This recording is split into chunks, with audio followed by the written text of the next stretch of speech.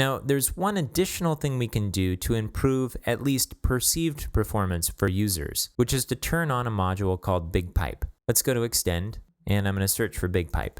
So BigPipe is in a group of modules that come with Core called Experimental. This means that eventually they will likely be part of Drupal core, but it's going through an evaluation phase, and it might undergo some big changes by the time it becomes a non-experimental module. The idea of BigPipe is that it will serve all of the cached parts of a page, and then anything that Drupal has to generate from scratch, it will serve up as soon as it's available. So different pieces of a page will load at different times. Without BigPipe, the user would just see the browser waiting for the page, and only when the entire page was complete would you see anything. With BigPipe, at least you start to see some parts of the page and can begin to interact with it while you wait for the more expensive parts of the page to load. At the time of this recording at least, you can see a demonstration on bigpipe.demo.wimlears.com. In the upper left-hand corner, there's a button to start a session. Once you click it and refresh, what you can see over on the sidebar here is a set of blocks loading after the initial page load. I'll refresh again so you can see it.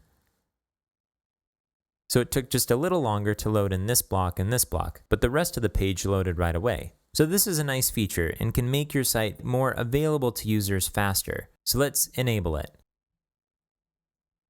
We'll hit continue. It just wants to let us know that this is experimental. And that's it. BigPipe has no configuration. It's just turned on.